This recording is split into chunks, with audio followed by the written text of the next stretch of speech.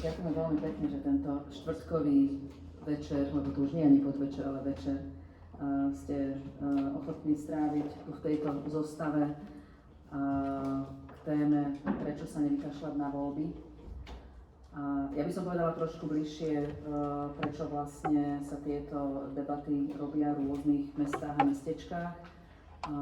Konkrétne teda my s Martinou, ktorý ešte predstavím týchto hostí mojich, robíme to na strednom Slovensku, v rôznych mestách a mestečkách, a to z dôvodu, aby sme možno trošku dali priestor na zamyslenie sa, že naozaj tie nadchádzajúce voľby budú vážna vec pre Slovensko a pre nás všetkých.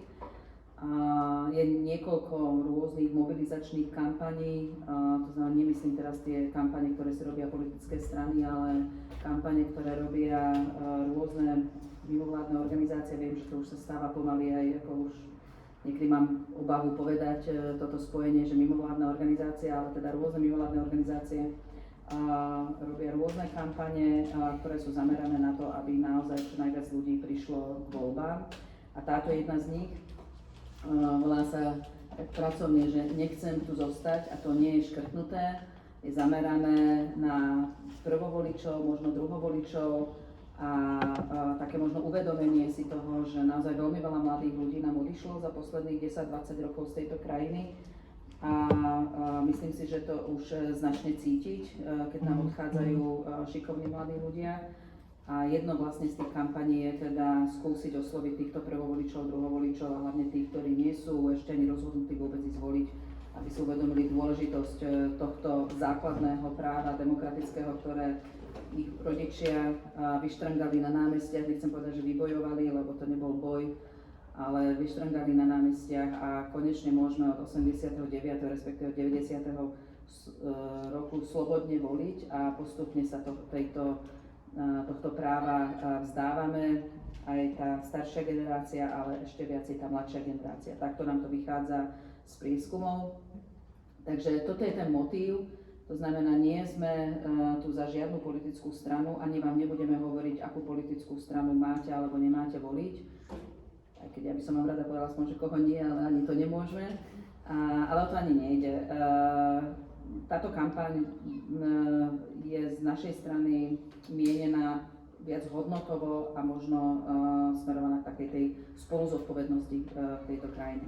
No a na to, aby sme možno vytvorili najprv takúto nejakú atmosféru na debatu, som si prizvala aj nejakých hostí a hostí, ktorých vám predstavím, ale samozrejme aj vás. A budem veľmi rada, ak po nejakom čase, možno polovici tej diskusie, sa z toho stane taký Hyde Park a budeme teda o tom spolu debatovať, pretože je dôležité, aby ste aj vy dostali priestor. Takže najprv začnem tú debatu s jednou z mojich hostiek, a to je Martina Stremeňová na kraji, ktorá zastupuje občiansku iniciatívu Nie v našom meste v Banskej Bystrici. Možno povie k tomu viacej. A druhá hostka je lokálna komunitná organizátorka Diana Jacková. Ďakujem veľmi pekne za to, že to vlastne zorganizovala a pripravila, a ďakujem takisto, teda neviem, kto prevádzkuje tieto priestory. Takže ďakujem kultúrnemu stredisku, že môžeme tu byť. A ďakujem už vopred Michalovi Vašečkovi, ktorého asi už predstavovať ani nemusím, ale že je ochotný.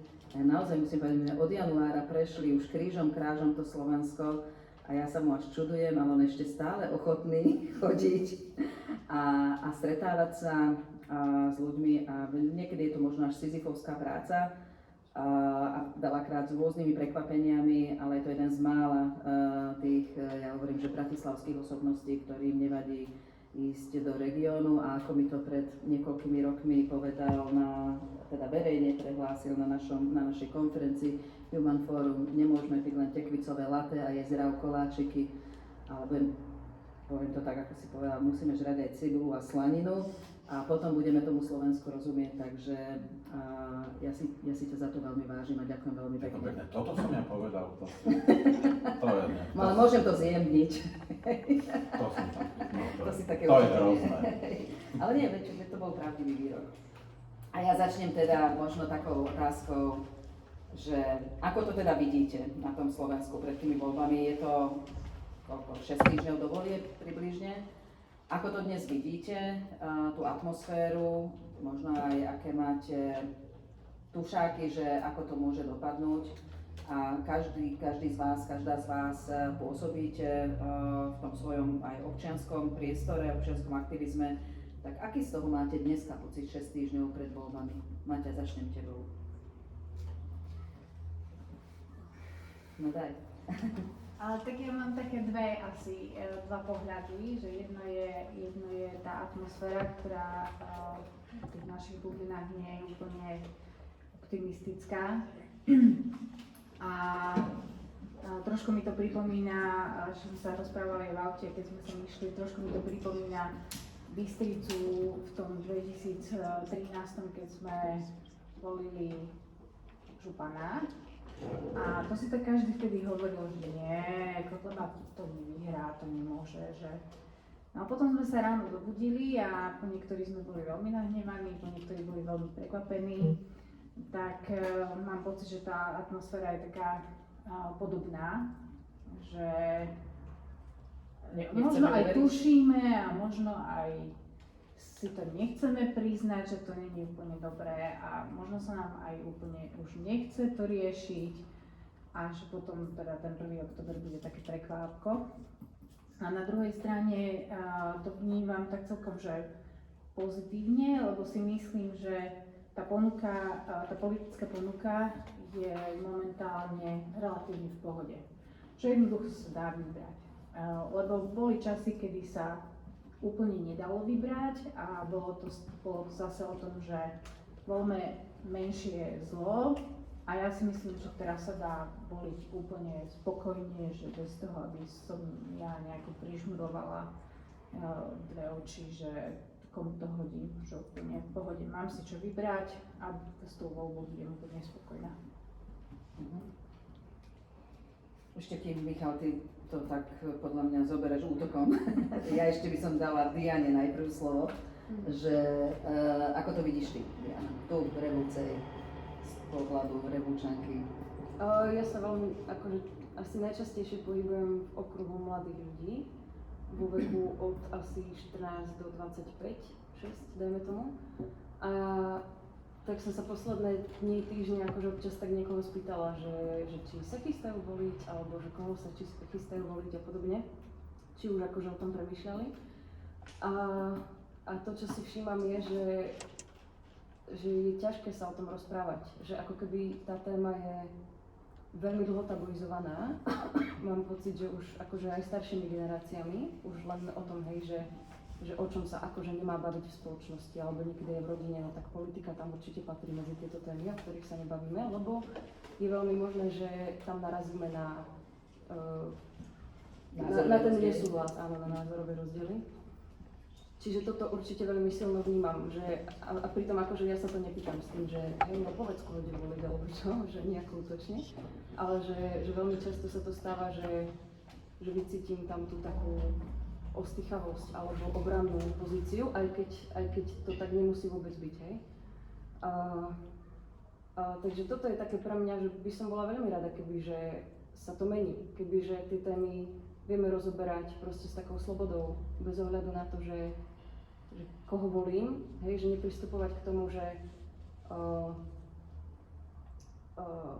podľa toho, koho človek volí, tak to znamená, že ten človek taký je, hej, že toto sa mi veľmi, akože s tým nesúhlasím, keď to tak niekto má.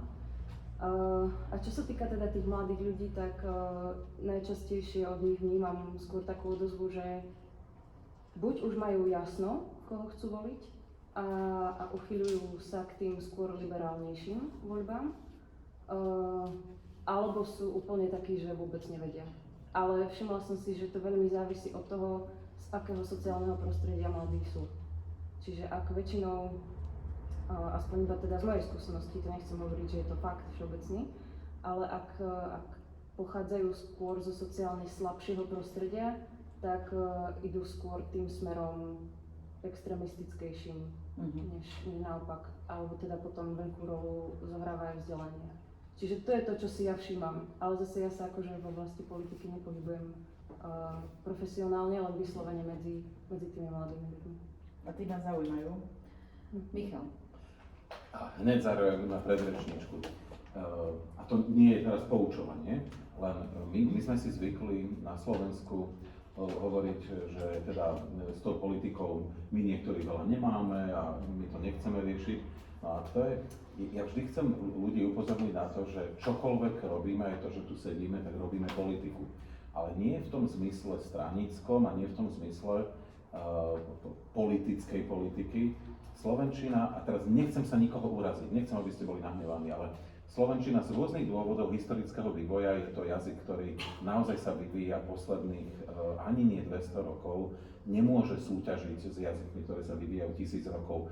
Polština, ruština, angličtina nie je úplne najbohatším jazykom Strednej Európy alebo Európy.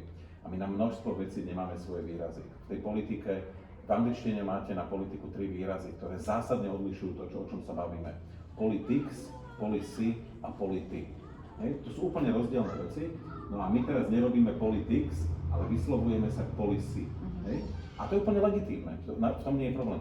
Čiže ono je to proste problém trošku jazyka, s ktorým narábame. Viete, ja to hovorím, naozaj sa nechcem nikoho dotknúť, ale ja, ktorý teda mám veľmi malé pochopenie pre Rusko a pre Putina, teraz musím konštatovať, že napríklad ruština samotná je jeden z najbohatších jazykov na svete. Má obrovské množstvo výrazov, 5-6 výrazov na to, čo v slovenčine je jeden. Čiže proste ten jazyk nás ovplyvňuje. No. Čiže ja sa vôbec nehanbím povedať, že proste robíme s tou politikou. A mimochodom, tak ako tu sedíte, veď si to predstavte, niečo nefunguje v Revúcej a vy začnete do toho trošku bušiť. V momente, ako sa idete sťažovať na mestský úrad, alebo začnete sa organizovať v rámci nejakej mimovládnej organizácie, alebo dokonca iba nejakého neformálneho hnutia, už ste v politike. V tom momente proste robíte politiku. Aj keď nie v tom straníckom, a už ani nie v tom zmysle veľkej politiky. No a teraz všetko, čo poviem, že kde sme sa ocitli, asi vás nepoteším, ale tí, ktorí občas ma sledujete, tak nepoviem nič, čo by ste odo mňa nepočuli. Slovensko momentálne je pomerne chorá krajina. A nehovorím to preto, aby som niekoho urážal, ale proste je to organizmus, ktorý ochorel. On potrebuje, my vlastne kolektívne potrebujeme psychoterapeuta. Keby sme boli, viete, je taká teória o Gaji, medzi environmentalistami, niektorí to vôbec neberú, že zemegula, že to je vlastne živý organizmus, ktorý sa správa, že má svoje orgány a tie môžu ochorieť. No. My sme ako kolektívne ochoreli, my by sme sa potrebovali z toho preliečiť všetci a naozaj sa to týka každého z nás. A tá liečba neprichádza, naopak niektoré symptómy, ktoré sú viditeľné, tak sa vlastne zhoršujú tým, že niektorí podávajú na to, čo už by bolo treba liečiť nejakým liekom, podávajú vlastne to, čo to zhoršuje. Proste šíri sa v tej spoločnosti zloba, veď to poznáme každý z vlastných životov zo súkromia, keď sme na tom veľmi zle psychicky a niekto nám ešte pridá, no tak naozaj vieme vlastne skolabovať na chvíľu a vtedy reagujeme úplne neadekvátne, buď sme príliš melancholickí, alebo naopak úplne cholerickí. No a vlastne v takýchto neadekvátnych reakciách dneska sa celá tá krajina našla. Nereagujeme štandardne a ono to je krásne vidieť aj na jazyku, ktorý sa strašne zmenil za posledné roky. A možno, že mladí ľudia, ktorí tu sedia, si to už vlastne ani nepamätajú, že boli časy, kedy sme boli veľmi polarizovaní na Slovensku, vedeli sme sa hádať, nebolo to nikdy ideálne, ja nespomínam na nejaké časy, ktoré boli skvelé, veď zápasili sme celé 10 ročia s vážnymi problémami, ale predsa len slová dávali ešte význam. A teraz sme sa ocitli v zvláštnom období, kedy, tak ako v Orwellovi, zrazu ten jazyk sa premenil. Niekto nám hovorí, že čierne je biele, že dobré je zlé, okupant je osloboditeľ. Áno, proste, ale fašista je v poriadku, alebo čo, liberálny fašista, áno, proste veci, ktoré nedávajú vôbec zmysel, nezapadajú do seba. To je vlastne, keď to mám použiť teda tou Orwellovčinou, je to newspeak, ktorý vlastne má úplne zmiasť všetkých, ktorí sa zúčastňujú verejnej rozpravy, aby sa v tom úplne všetci stratili. No to sa nám presne stalo, že my sme sa vlastne ako do značnej miery strátili v tom, že vôbec o čom diskutujeme, čo je ešte dobré, čo je zlé. A z toho je veľmi ťažká cesta von. Problémom zároveň je to, a opakujem sa, viem, že sa opakujem proti tomu, čo hovorím stále, ja to vidím z výskumov totižto. My sme ešte nikdy neboli ako krajina v situácii, kedy vlastne s vývojom je nespokojný každý. Vždy to bolo tak, že jedna časť spoločnosti bola spokojná, druhá nespokojná, podľa toho, kto bol pri moci, a vlastne to bolo legitímne a malo to nejakú hlavu a petu. Teraz sú vlastne nespokojní všetci. Sme pred voľbami, všetci sú nešťastní, frustrovaní.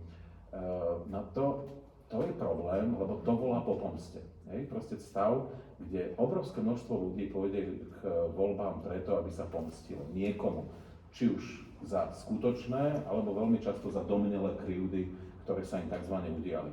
To je veľmi zlá vyhliadka do budúcna. Nech by sa to stalo kdekoľvek na svete. Môžem sa spýtať, ty si vlastne spomenula a vlastne teraz aj popisuješ tú ako keby tú našu chorobu, ale väčšinou, keď je človek ochorie, tak ochorie z niečo, ja neviem, buď prechladne, lebo sa zle obliekol, alebo chytí nejaký vírus, lebo s niekým sa stretol. Čo je to, čo proste tú našu spoločnosť, to naše Slovensko nakazilo tou chorobou, alebo odkiaľ to podľa teba teda prišlo? Že ak teda príjmeme túto správu, že sme ochoreli, tak akože, kde je tá príčina? Je ich veľa, no a teraz nepoviem všetko, lebo to by sme tu sedeli fakt dlho a ja nechcem ako keby sa tváriť na to, že sme si prišli prednášať. Ale problém je to, že príliš veľa ľudí, vrátane mňa samozrejme, sme sa príliš často sklamali a prestali sme veriť, že veci vôbec môžu fungovať. To nie je rezignácia nevyhnutne, ale celá tá krajina sa postupne, dlhými rokmi, ponárala do cynizmu alebo dokonca do nihilizmu. Nikomu sa nedá veriť, ničomu sa nedá veriť. Ja už neverím vlastne ničomu, neverím ani v budúcnosť. A teraz keď si myslíte, že ja hovorím nejaké príliš abstraktné veci, tak ja budem veľmi konkrétne vám poviem. Alebo sa vás pýtam, viete, koľko ľudí na Slovensku si myslí, že ich deti sa budú mať horšie ako oni?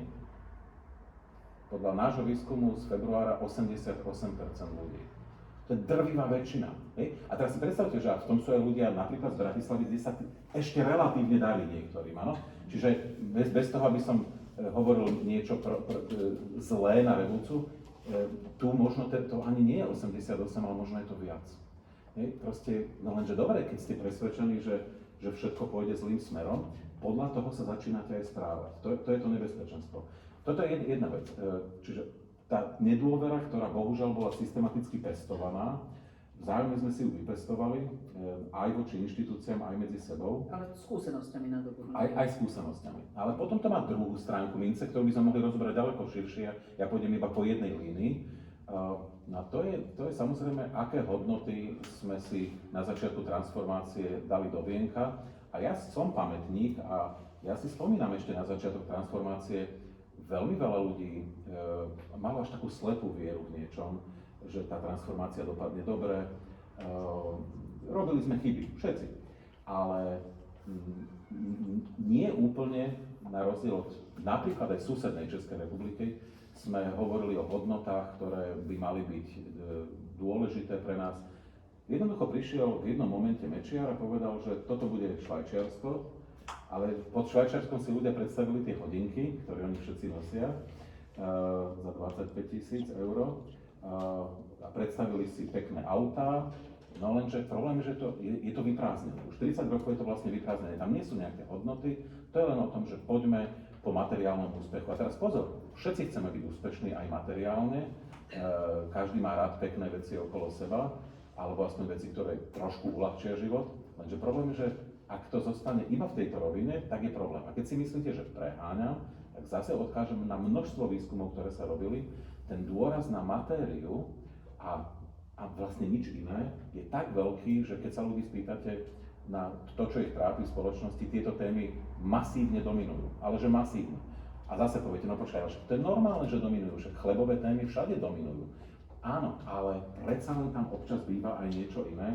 Na Slovensku postupne, a keďže ja to vidím v časových radoch, tak vidím, ako sa to postupne vyprázdňovalo. Ešte v 90. rokoch tie hodnoty tam boli.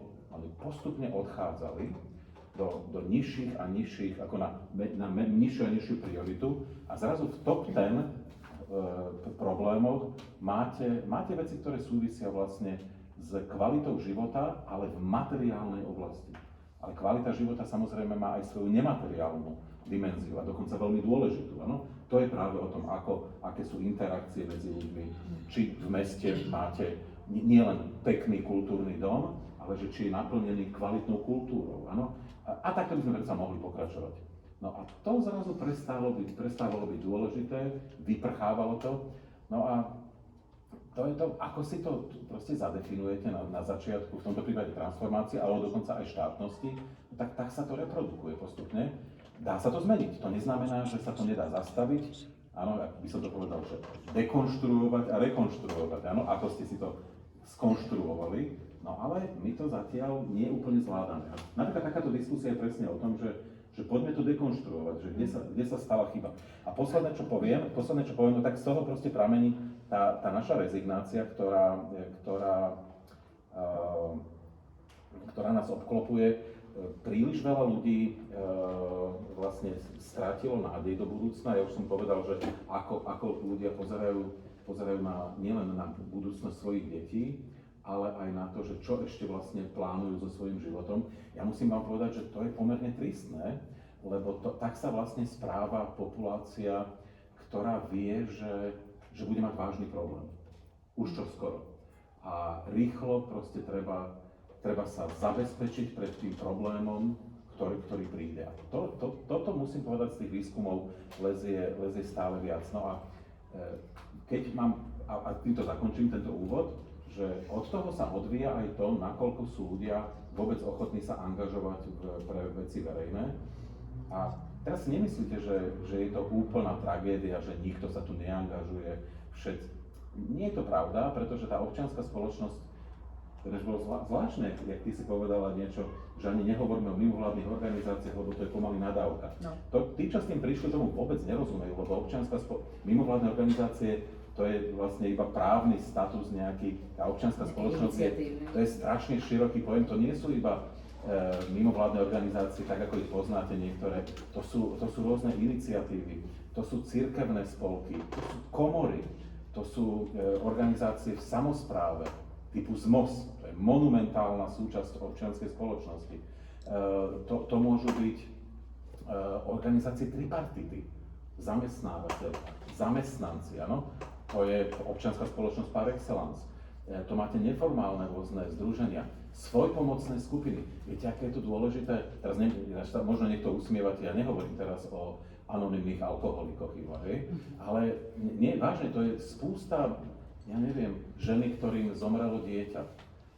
Oni sa z toho nevedia pozbierať s nejakým psychoterapeutom. Oni sa potrebujú stretnúť a vyrozprávať sa z toho.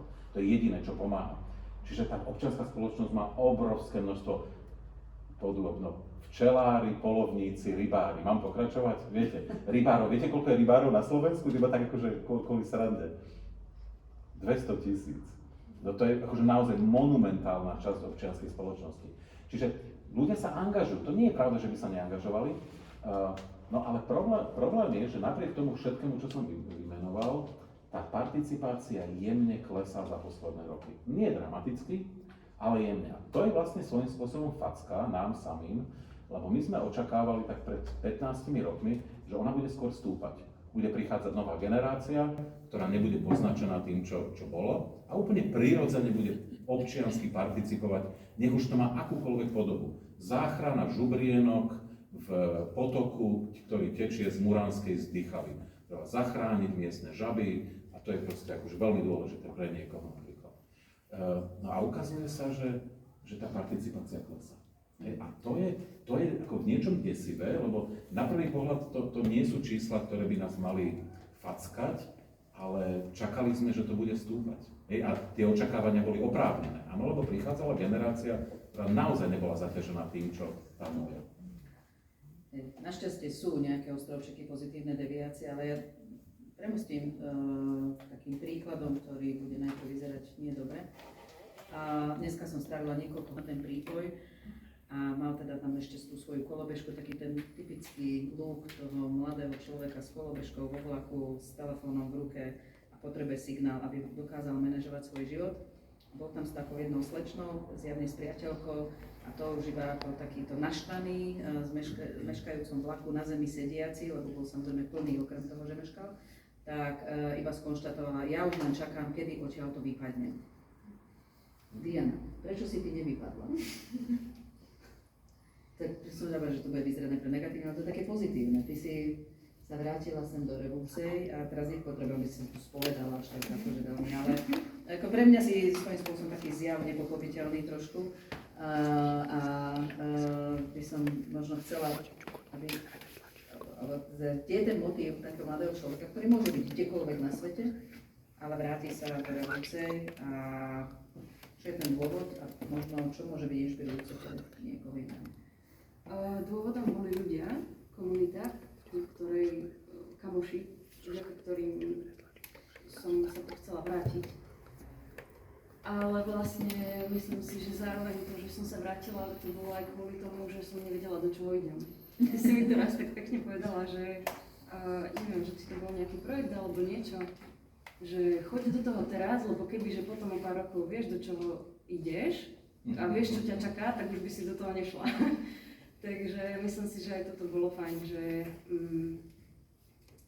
proste ja som sa nevrátila do Revúcej s tým, že ako strašne sa idem obetovať alebo čo, že nejdem do sveta, proste vôbec. Ja som sa sem chcela vrátiť, lebo tu mám rodinu, mám tu kamarátov, mám tu komunitu a mne nedáva zmysel odísť kvôli tomu, že pre mňa akože asi tie hodnoty sú tá rodina a kamoši, že kamoši sú mi už tiež tak blízki, skoro ako rodina, že proste tú komunitu opustiť mi nedáva význam, hej? Alebo ísť niekde zakladať novú, že príde mi to, že a zároveň aj to je fajn na Revúcej, že vlastne tu nič nie je, hej? Že akože blbo povedané, ale... Už sme na východe? Skoro. Ale akože nie úplne v negatívnom slova zmysle, akože nič možno na prvý pohľad tu nie je, ale na druhý pohľad a na tretí, štvrtý, piatý a každý ďalší je to toho veľmi veľa. A ja som sa tak snažil tou muránskou zdýchavou, ktorá je taká pekná, som prihral a nič. Akurát chcem, áno, s tým pokračovať. Akože už len keď začneme to prírodou, no pre mňa to bola teda hlavne tá komunita, rodina a to okolie, hej, že a tých veľmi veľa krás, ktoré tu sú a sú neobjavené a sú proste nepodvihnuté a že čokoľvek mi kedy napadne, lebo proste furt mi niečo ide hlavou a niečo nové mi napadá. Takže vlastne to vôbec nie je také nemožné to urobiť. Práve naopak, hej, že väčšinou vidím cestu a nie prekážku. A plus to, že väčšinou, keď mi niečo napadne, tak mám takmer 99% záruku, že to tu ešte nebolo, hej? Alebo nielen mne to napadá, ale akože ľuďom, ktorí aj tu sedia v publiku, hej? Že čokoľvek, čo nám napadne, či už zbierky pre rodiny, alebo výmena oblečenia, alebo proste čokoľvek, čo už možno, ja neviem, v Bratislave alebo vo väčších mestách, v Košiciach a tak funguje roky a ľudia už len proste scrollujú medzi všetkými tými akciami, ktoré sa v jeden deň dejú, tak tu niečo vymyslíme a proste to tu ešte nebolo, hej. Tak prvý svadok sme tu mali pred 4 rokmi, alebo 5 sa mi zdá, hej. Čo ako, a predtým to bolo také, že že ani my sme poriadne nevedeli, čo to ten svadok vlastne je, tá výmena oblečenia, hej, že robili sme to prvýkrát. A asi toto, hej, základ, komunita, rodina, okolie a to, že človek má možnosť sa angažovať, lebo je tu na to priestor. Takže je Revúca dobré miesto pre angažovaného mladého človeka, aby išiel voliť, ostal tu žiť a tvoril lepšiu budúcnosť, aby to nebolo tak, ako nám vychádza z výskumov, že už dobre už bolo. Zase tiež nemám úplne ružové okuliare, už len také poloružové. Ak má ten človek prácu z domu alebo pracovnú zmluvu niekde mimo Revúcej, tak áno, lebo tu je zase obrovský problém s tou zamestnanosťou. Čiže tu akože mladý človek má veľmi málo možností sa zamestnať, ak vyslovene nie je skôr odborne zameraný, aby mohol robiť napríklad v závodoch, čo sú akože najväčší zamestnávateľia, alebo ešte môžu byť učitelia a podobne, alebo potom si môžeme vytvoriť niečo vlastné, že vlastný biznis si rozbehnúť, ale aj to nie je úplne najjednoduchšie. Čiže žije sa tu veľmi dobre a myslím si, že ja by som všetkým odporúčila tu prísť žiť, ak majú prácu niekde inde a vedia ju robiť z domu. Alebo aj odtiaľto teda. Hej, to určite. Maťa, ty si predsa už len trošku dlhšie angažovaná a my máme v Bystrici pomerne dosť rôznych iniciatív, ktoré sa angažujú aj teda politicky, ale nemyslím teraz stranicky, ale teda spoločensky a tej občianskej spoločnosti. Vidíš ty tam priestor pre tých mladých ľudí, že dobre, Revúca, počuli sme, ako to vníma, nehovorím, že to musí byť úplne objektívne, nie je jednoduché v tomto konštrukte vybudovať lokálnu ekonomiku, že musí mať prácu niekde inde, ale teda Bystrica a to okolie, že keď to tak porovnáme, až takto, nechcem nazvať, že región, lebo to už mi tiež bolo povedané, že nemám nazývať jednotlivé miesta regióny, ale tak menšie mesto oproti väčšiemu mestu strediskovému, kde ty vidíš možno paralely a kde vidíš nejaké výzvy a príležitosti pre rozvoj práve toho menšieho mesta, povedzme s tým. Ja si myslím, že to je v každom meste a obci pomerne rovnaké, že závisí to, veľa závisí od toho, že kto tam tú samosprávu vedie a že či sa pozerá nejako do budúcna a či má nejakú víziu a či to trošku akože ťahá dopredu. Čo si myslím, že samospráva by mala urobiť, že nemala by len kúriť a svietiť, ale jednoducho mala by prinášať aj nejaké tie vízie, hej? Či už sa smerovať na to, že ako pripraviť mesto, obec na klimatickú krízu, alebo ako vyťažiť ten potenciál v cestovnom ruchu. To sme sa rozprávali tiež x-krát, že jednoducho Slovensko má veľmi silný potenciál v cestovnom ruchu a veľmi slabo ho využívame. Až by som povedala, že skoro vôbec, alebo teda minimálne. Niektoré časti to vedia robiť. Ja som bola teraz v Trenčíne a úplne, že padla mi sánka, že to my v Bystrici tlačíme, mám pocit, že tú skalu hore tým kopcom a furt sa nám to akože šmýka dole. A v tom Trenčíne som mala pocit, že som sa ocitla niekde na juhu pri mori, že vyslovene také akože až talianské, prímorské mestečko mi to prišlo. Ale ja by som sa chcela vrátiť možno ešte k tomu, čo aj Michal, aj Diana spomínali. A že ja tak vnímam jednu chybu, ktorú sme urobila tá naša bublina, možno, že tá progresívna, proliberálna, prodemokratická. A je to o tých hodnotách. My sme veľmi málo hovorili a ešte stále veľmi málo hovoríme o tej hodnote zdravého národovectva, zdravého vlastenectva. A že to je podľa mňa ten problém, ktorý využili niektoré tie krajiny pravicové strany a že jednoducho stále hovoríme o tom, že Slovensko je také zlé a také korupčné a toto tu nefunguje a tamto tu nefunguje. A oni zrazu prišli s tým, že Slovensko je nádherné a sú tu super ľudia a máme byť na čo hrdí. A podľa mňa to je to, čo teraz mnohým ľuďom imponuje, lebo už počúvali strašne veľa toho negatívneho. A málo kto z tej našej bubliny hovoril o tom, že je úplne v poriadku sa cítiť hrdým Slovákom, Slovenkou a zároveň aj hrdým Európanom, Európankou, aj hrdým obyvateľom Zeme, alebo proste akože, že jednoducho tie identity môžeme mať rôzne a je úplne v poriadku mať aj tú slovenskú identitu.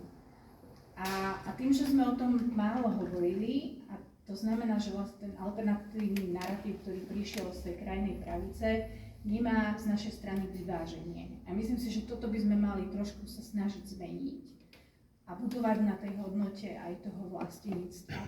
Pretože je to naozaj v poriadku. Ja som hrdá lokálpatriotka, ja tú Bystricu milujem, aj keď tam vidím milión chýb. Mám rada Slovensko, mám rada slovenskú kultúru, myslím si, že viem viacej o tej kultúre ako niektorí, ktorí sa s ňou hrdia takým tým nedobrým spôsobom. Dostala som zakázané hovoriť mená politické strany, takže snažím sa to tak zaobalovať teraz. Ale jednoducho, že nemali by sme úplne nechať tej strane, tej krajnej pravici celý ten narratív si proste privlastniť a zobrať a uniesť ho niekam, kam by nemal ísť, pretože to je to, čo sa teraz deje, že jednoducho to národovectvo, vlastníctvo, tie tradície, ten folklór a všetko toto staré je unášané momentálne krajnou pravicou niekam do nepekných sfér, kde to vlastne začína vyzerať, že iba my sme tí dobrí a všetci ostatní sú vlastne zlí. A to nie je pravda, že to je úplne v pohode, že ja viem byť Slovák, Slovenka, viem byť aj Európan, Európanka. Nie je to nič, čo by sa nejako extra bylo. A úplne nemám k tomu akože nejakú myšlienkovú záver, jednoducho len si myslím, že ja osobne budem veľmi rada o tom hovoriť, kde budem môcť. Ale stále ma prekvapí tá reakcia od inteligencie slovenskej, že naozaj sa mi to stalo pred 2 týždňami, keď mi volala nejaká pani redaktorka, už neviem z ktorého média, a pýtala sa ma teda, že ako to vidíme, že čo je teda téma tých volieb a s čím teda tá krajná pravica oslovuje tých mladých ľudí, a ja som povedala, že vlastníctvo. Na druhej strane linky zostalo ticho, že to fakt, že vlastníctvo. Áno, vlastníctvo je to téma, ktorou proste oslovuje mladých ľudí tá krajná pravica, pretože podľa mňa tí mladí ľudia chcú byť na niečo hrdí a chcú byť hrdí na tú svoju krajinu. A tá naša strana im to neponúka. Máte to vyskúmané, že do akej miery mladí ľudia majú radi túto krajinu, teda do akej miery obyvatelia Slovenska, mladí obyvateľia Slovenska majú radi Slovenskú republiku? No, toto je zložitý príbeh. Je to silne fragmentarizované a stále nie úplne zanedbateľná časť populácie si nenašla svoj vzťah k Slovenskej republike. A má to rôzne rozmery. Má to dokonca taký rozmer, keď vo výskumoch od 93. sa kládla otázka, ako by ľudia napríklad hlasovali v prípadnom referende o rozdelení Československa, keby sa teraz uskutočnilo, tak viete, v ktorom roku sa to zlomilo, že by ľudia hlasovali väčšinovo za rozdelenie Československa? V roku 2004, v čase vstupu do EÚ.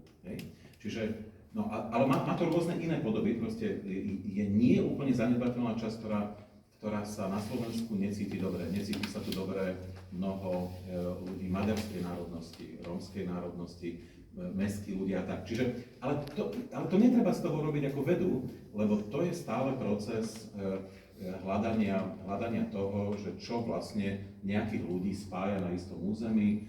Tí ľudia hľadajú, aké významné osobnosti ich spájajú, aké významné historické udalosti. A problémom Slovenska, a to je teraz poviem objektívne, je, že my máme veľmi nízky konsenzus o tom, že čo nás spája. To sú tie postavy, udalosti.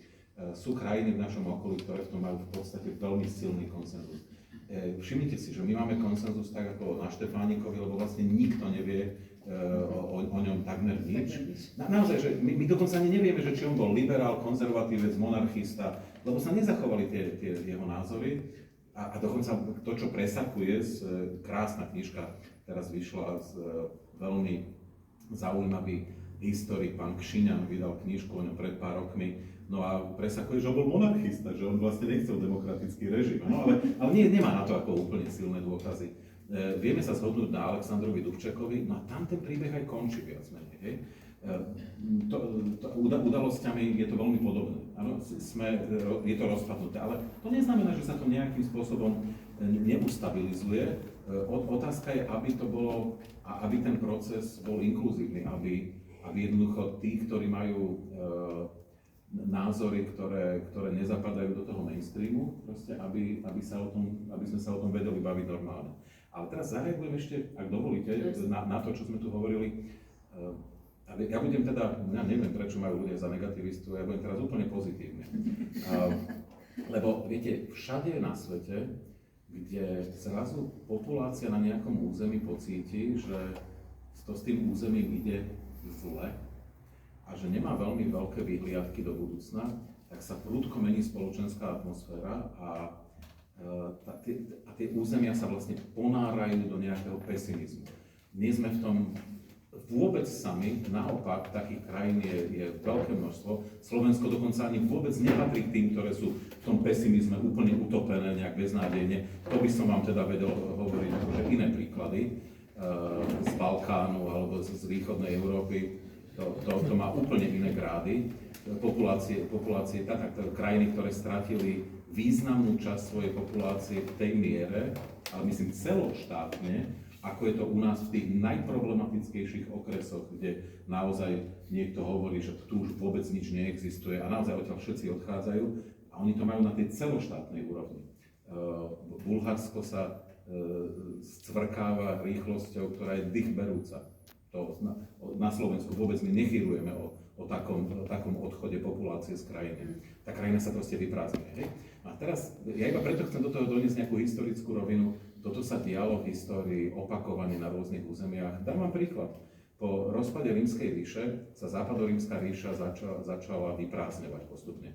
Nielen bola likvidovaná všetkými tými vandálmi, ostrovmi, vizigotmi a tak ďalej, ale ona sa naozaj začala vyprázdňovať. Ľudia odchádzali do tej východo Rímskej ríše, Konštantinopol rástol, áno, tam prekvitala kultúra a ono sa to v nejakom momente proste podarilo zastaviť. A počúvate, to trvalo celé stáročia. Bolo to utopené v hrozných vojnách ideologických, kde napadá ma iba jedna teraz v rýchlosti, aby som nehovoril o všetkom, ako napríklad sa rozšírilo ariánstvo proste v tej západorímskej ríši a potom to, čo dneska poznáme ako katolícku cirkev, táto proste porazila, áno, ale tým vlastne ešte vyprázdnila tú ríšu ďalej. A všetko sa to zlomilo až niekedy v koncom stredoveku vlastne, kedy v mestách, hanzovných mestách a tak ďalej vzniká niečo, ten tretí stav, tá budúca buržoá, ktorá zrazu bohatne, nie je napojená na žiadne vládnúce vrstvy, vzniká občianska spoločnosť, tí ľudia majú nejaké záujmy a zrazu tá západorímska ríša bývalá začína víťaziť. Áno, to sme my. Začíname víťaziť nad ostatnými, pretože sme to zlomili, ale lámali sme to celé stáročia. Rozumiete? Čiže ten príbeh ľudstva je vlastne ako stále ten istý. Existujú nejaké centrá, nejaké periférie a nejaké marginalizované územia. A proste tí, čo sú v periférie, vždy krúžia okolo centier. Chcú byť na ich orbite. Slovensko je jedna veľká periféria, ale pozorne, to nie je nadávka. My sme periféria, na periférii sa mimochodom môže veľmi dobre žiť. V centre môže byť veľmi nepríjemne, lebo je tam tlak, je tam strašne ťažký život. Čo je centrum Bratislava? Nie centrum, ja myslím, nie centrum. Celé slovenské periféria, nie? Celé slovenské periféria, ktorá krúži okolo centra, ktoré je v tej západnej Európe, Porínie, Porúrie, sever Francúzska, Holandsko, Belgicko, tam, kde je Brusel. Áno, to je vlastne centrum Európy dnes. No my proste krúžime okolo. A to nie je zlé. To nakoniec môže byť akože veľkou výhodou, že ste periféria. Problémom je, keď sa periféria mení na marginalizované územie. Vtedy začína problém. Tam začínajú ľudia panikáriť. Z marginalizovaného územia každý sa snaží uniknúť aspoň do periférie. V periférii sa dá totiž to veľmi príjemne žiť, áno? Ale v marginalizovanom území nie. Toto je výzva pre revolúciu, byť príjemnou perifériou. Ale pre Boha zabrániť prepadu do marginalizovaného územia. Lebo vtedy naozaj začínajú veľmi nepríjemné pochody. Tie územia sa proste vedia naozaj veľmi, veľmi silne vyprázdniť. No, čiže ja to proste hovorím preto, že keď to vnímate z historického hľadiska, vy môžete mať dneska v revolúcii pocit, že veci sa nevyvíjajú úplne ideálne. A ja vám poviem, že za 30 rokov pri tej rýchlosti klimatickej zmeny toto môže byť jedno zázračné územie, ktoré bude nesmierne príťažlivé, doslova sexy územie na to, aby sem prišli ľudia z mnohých krajín, časti Slovenska a mnohých iných krajín, pretože budú rôzne časti Európy, kde sa už nebude dať žiť. A keď sa pozriem na tie zelené hory tu sa o 30 rokov bude dať žiť, to vám teda poviem. Čiže toto môže byť ohromne zaujímavá vec, že keď si tí ľudia pustia takúto debatu o 30 rokov, povedia, čo to kecali, že zlé územie, že toto je jedno z posledných prírodných území v Európe, kde sa dá žiť. Čiže ja to iba preto hovorím, že keď to vidíme trošku v kontexte, tak zrazu to, čo vyzerá teraz negatívne, ono sa to všetko môže obrátiť na pozitívne. Naša kamoška Silvia Cochová, ktorá vedie Centrum dobrovoľníctva v Bystrici, ale ona teda je aj aktívna skautka a ona je, myslím, nejaká krajinárka alebo niečo, akože profesiou, odborníčka. Ona napríklad, to bolo veľmi zaujímavé, keď sme šli s ňou v aute raz a ona rozprávala, že ako je na tom vlastne spodná voda na Slovensku a že toto hore hronie až teda Gemer, že tak ako je teraz Hladová dolina, že tu zostane tá voda. Tu je voda v pohode. Čiže to bude najbohatšie územie. Aj na Podunajskej nížine tam zase zakopneme a tam máme. Ale tam už bude hrozne teplo. No ale dobre, ja vás trošku ale vrátim k tomu, že dnešní mladí nie sú zase až úplne tak trpezliví, aby čakali ďalších 30 rokov, keď sa to bude dať žiť. Oni by radi tu žili aj skôr, trošku možno lepšie, spokojnejšie, menej frustrovane. A ty si viackrát spomenul slovo kultúra a ono, keď tak trošku sledujeme posledných možno 10 rokov, sem aj tie európske fondy sa snažia nám sem posielať, že kultúra, hlavné mesto kultúry, kreatívne centra a podobne, že tu je ako snaha nie stavať tie závody a tam zamestnávať akože tých ľudí, tých mladých, starších, to je jedno v tých závodoch, ale že trošku takého toho mentálneho, kultúrneho rozvoja, lebo ako som aj dneska dala jeden status na podporu Trenčianskeho nezávislého kultúrneho centra, že kultúra nie je nejaký hedonizmus alebo zábava, ale kultúra je život a spôsob, ako ho žijeme. A myslím si, že v tomto asi tiež nie sme úplne efektívni, ale v zásade sú tu nejaké aj nástroje, ktoré možno my aj nevyužívame dostatočne, aby sme v tých regiónoch udržali jednak tých kreatívnych ľudí a aby sme efektívne využili tie finančné prostriedky. Ale môže to byť aj o tom, že nerozumieme úplne, čo tá kultúra vlastne znamená, čo je vlastne kultúra života, čo je kvalitná kultúra a podobne. Ale možno do toho dorastieme. A posledná otázka predtým, ako teda by som rada dala priestor aj publiku. A ja som naozaj rada, že celkom veľa. Som čakala, že bude menej, takže som príjemne prekvapená. A na čom teda stavať tú odhodlanosť dobrej voľby? A čo možno očakávať teda po tom rozhodnutí, že OK, tak ja sa na to nevykašľam. Snažím sa tak akože trošku akože prevteliť sa do toho mládeža. Dobre, nevykašľam sa, pôjdem voliť. Niekto mi povedal, že má to zmysel, ale na čom teda stavať toto odhodlanie? Vedeli by ste možno povedať, poradiť? Ja tak zámerne trošku zavádzajúco kladiem túto otázku, to ste asi pochopili. A začnem asi s kým. Vyberte si dámy, potom dám. Môžem aj ja. Tak som sa tak zamyslela, že mám asi dve veci a vrátim sa k tomu vlastníctvu. A myslím si, že to je to, že keď chcem tu žiť, musím priložiť ruku k dielu a nemôžem tu len tak akože pasívne prijímať, čo mi niekto iný naservíruje, pretože to naservírované môže byť aj nie celkom podľa môjho gusta. A práve voľby sú tým momentom, kedy si vyberáme zástupcov podľa svojho gusta a podľa mňa by to mali byť ľudia, ktorí majú nejakú víziu, ktorá sa tak aspoň ľahká zhoduje s tou mojou víziou, že proste nechcem ísť doľava, ale chcem ísť doprava a teraz to nehovorím akože pravica, ľavica, ale jednoducho len vizuálne. Takže to vlastníctvo je práve v tom, že ja to tu mám rád, mám to tu rada, je to tu môj rodný kraj, a mám tu nejaké korene, mám tu tú históriu, mám tu to, čo mňa tvorí. Hej? A nebolo by asi fajn to úplne že zahodiť. A druhé je vlastne tá participácia a to je to, že môžem sa rozhodnúť nevoliť, ale tým pádom dávam vlastne do rúk ten svoj los tým ostatným, ktorí voliť pôjdu. A nemusí to byť potom nakoniec úplne podľa môjho gusta, že jednoducho sa to rozdelí a nebude to OK. A že keď chcem participovať na tom, aby to tu vyzeralo dobre, lebo tu chcem zostať, tak by som proste k tým voľbám mala ísť. Samozrejme aj tá druhá strana pôjde voliť, respektíve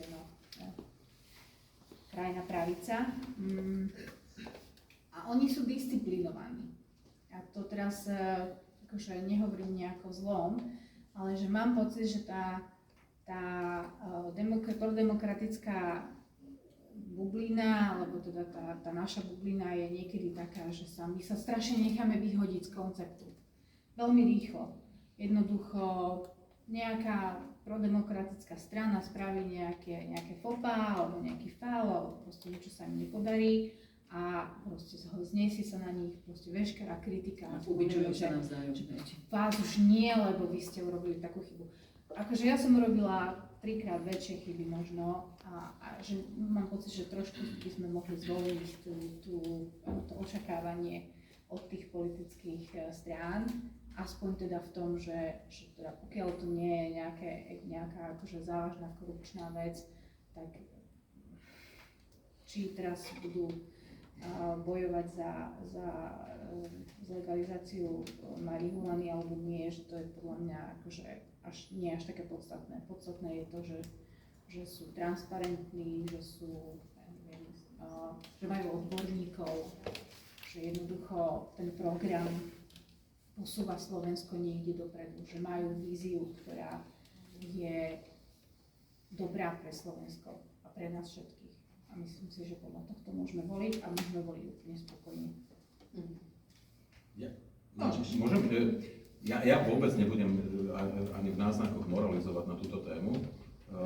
Občianská politická... Nie, to nebola reakcia. Nie, to nebola reakcia. Že ja hovorím, že ja nebudem nejakým spôsobom. Proste tá občianská politická participácia má rôzne formy. Obrovskú plejadu foriem. No a ona častokrát stojí veľa času. Participovať niekde, niečo sa snažiť zlepšiť, fakt stojí čas. No a tie voľby vlastne nestoja toľko času. Čiže ono vlastne ten argument začína tam, že to je taký typ participácie na veciach verejných, ktorý vlastne je úplne minimalistický. Oproti tomu, že niekto je dobrovoľník a niekde pôjde opravovať studničku v horách a bude sa tomu venovať celé dni, no tak isto odvoliť, to je naozaj teda, ako by som povedal, tak minimalistická časť. No a mnohí ľudia ani toto nechcú, lebo jasne sú sklamaní, majú pocit, že na ich hlase nezáleží a tak tie argumenty všetky poznáme. Iba hovorím, je to pomerne mále oproti iným, ktoré vedia zožrať skutočne veľa času. Pre mladých ľudí, a teraz taký argument pre mladých ľudí, alebo dva.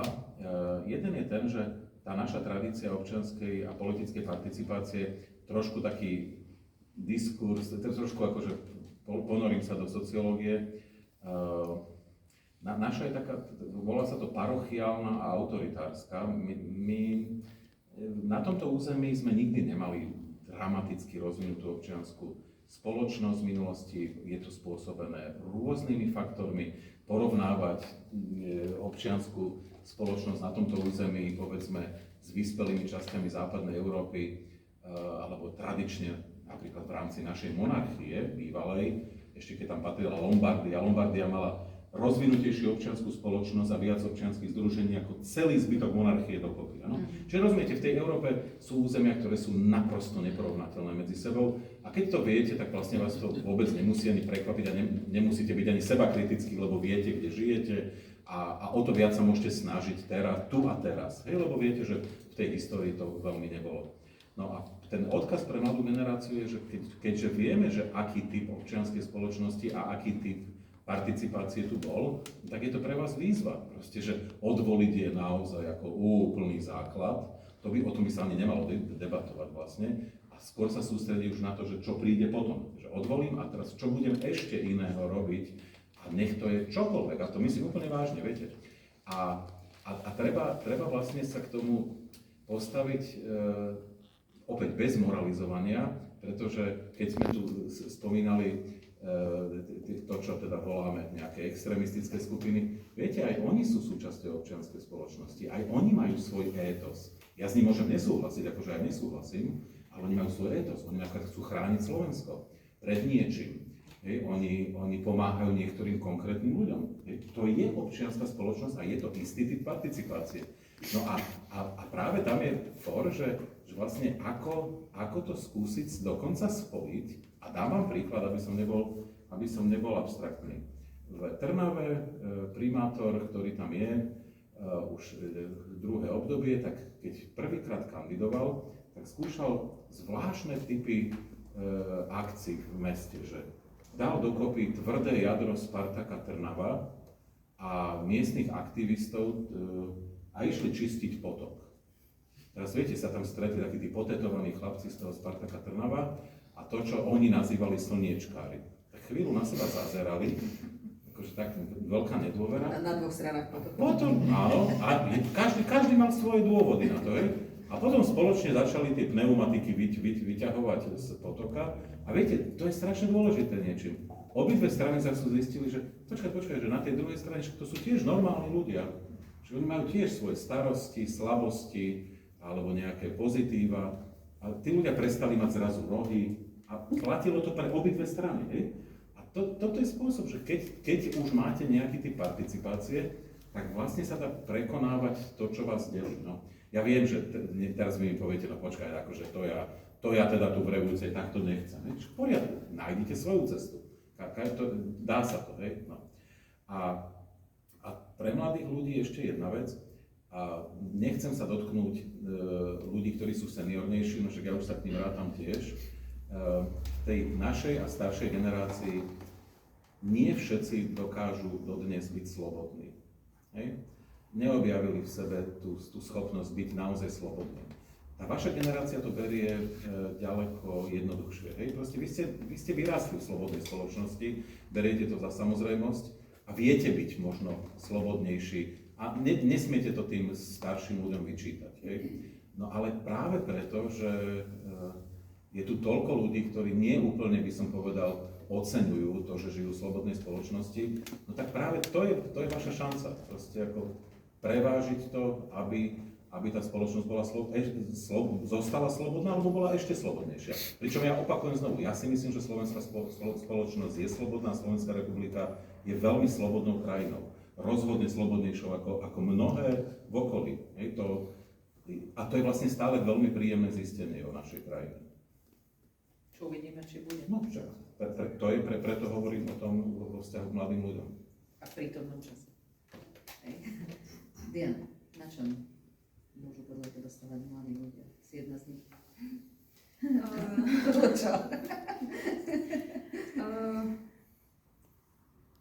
Ja som presne chcela ako keby začať tým vlastníctvom,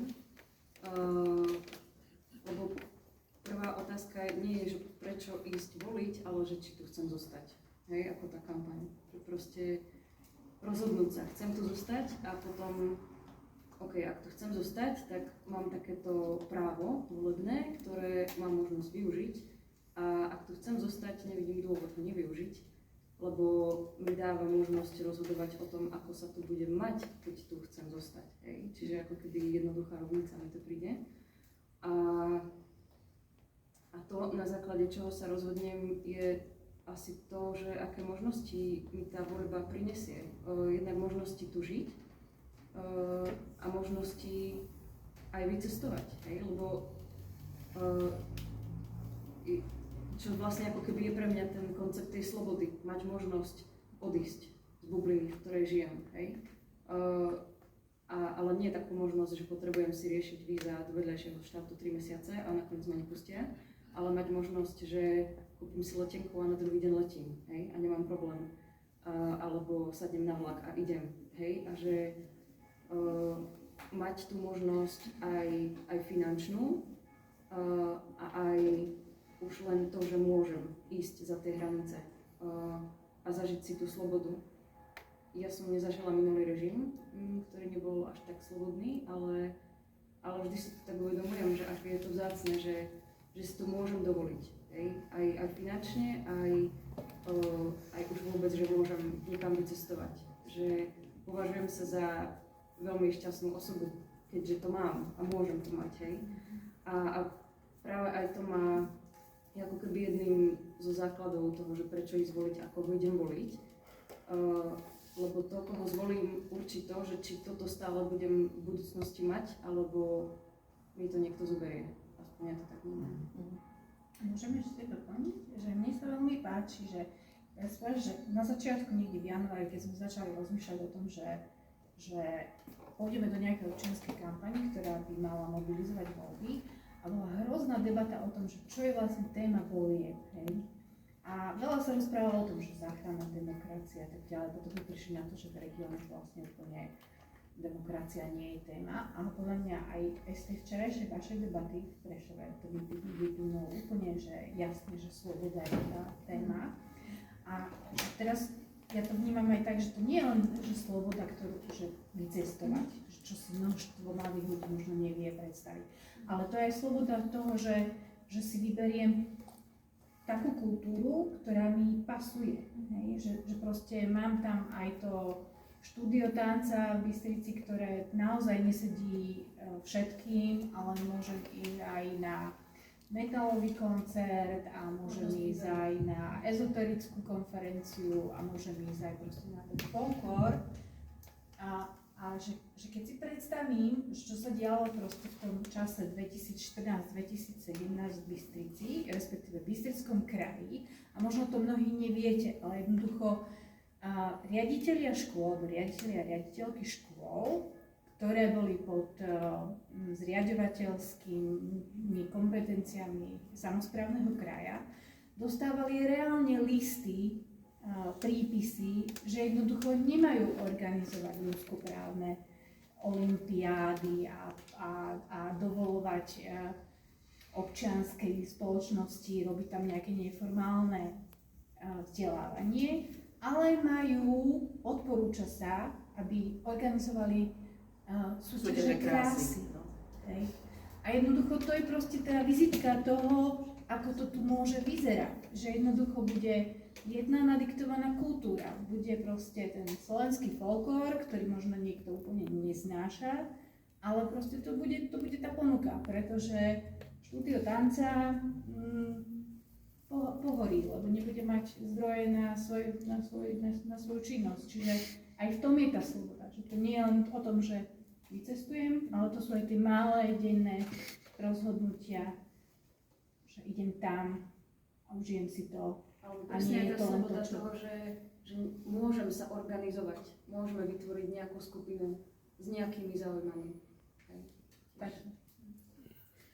No, len krátko, keby vystúpim z tej moderátorskej role, a my sme teda podobný ročník ako s Michalom, teda obidva, trošku mám tak akože zamrel, že senior ročník, ale dobre. Ale áno, ja som zažila do 18 rokov teda obdobie, keď som nemohla študovať, čo som chcela, nemohla som cestovať, kam som chcela. A možno z tohto dôvodu možno trošku inak vnímam tie rizika, ktoré hrozia v neslobodnej krajine. A nezaneverala som na tú krajinu a myslím si, že som celkom, teda snažím sa byť aj dobrovoľníčka, aj aktívna. A napriek tomu budem byť veľmi nahnevaná, veľmi frustrovaná, veľmi kritická, že to asi k tomu všetko teda k tomu patrí. No, len uvedomiť si, že ako ľahko môžeme prísť o tie možno dnešné vymoženosti a samozrejmosti. To je asi veľmi dôležité pred týmito voľbami. A možno, aj keď nesledujeme až tak veľmi, čo sa deje v okolí, ale stačí sa naozaj pozrieť len do Maďarska a tam naozaj reálne, teda akože v novom demokratickom období už zažívajú mnohé organizácie, mnohí ľudia to, čo nám bolo známe do tých 18. Že možno nie úplne až tak, ale už to organizovanie sa a to, aby mohli sa slobodne prejavovať, alebo aby školy sa mohli slobodne rozhodnúť, ako si budú vytvárať vlastné školské programy, to už tam žiaľ Bohu nie je. A o toto všetko vlastne ľahko sa dá prísť a úplne demokratickým spôsobom a to je voľbami. Takže ako to vlastne bude, uvidíme, ale ja skúsim demontovať tento mikrofón, tak aby som ho mohla podať komukoľvek, kto by teda rád povedal otázku, a preto ten mikrofón, lebo nahrávame to, nepovedali sme vám to, ale teda dodatočne vám to vravíme, že nahrávame to aj kvôli tomu, aby sme mohli to šíriť cez sociálne siete, túto debatu aj ďalej. Dúfam, že som týmto neobmedzila počet diskusie chtivých záujemcov, ale je to fér vám oznámiť. A teda, kto by chcel nejaký koment alebo otázku, nech sa páči.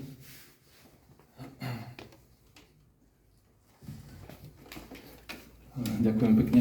Ja si sadnem naspäť asi, lebo sme tu málo. Ja len som si zobral slovo, keďže kým sa mladší, títo 5, čo sú tu, sa odvážia niečo povedať, takže by som vyplnil troška priestor.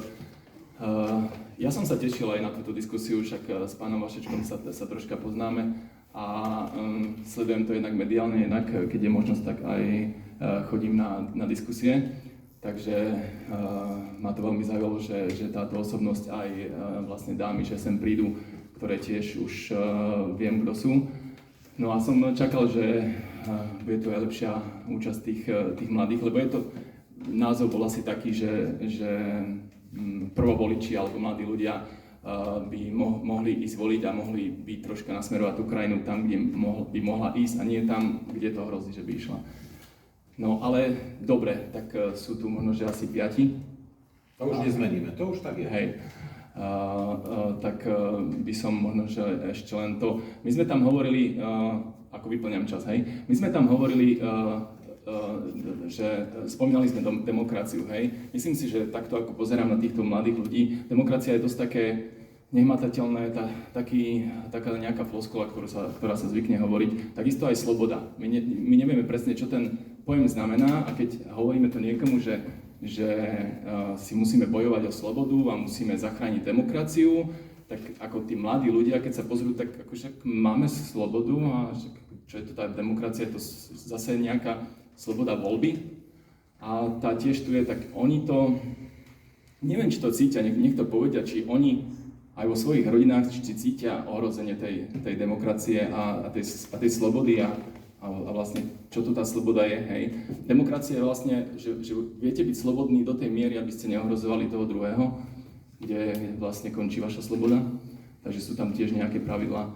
No a potom veľmi dobrá téma je to národovectvo, ktorú ste hovorili a ktorú prevzali radikálne teda hnutia.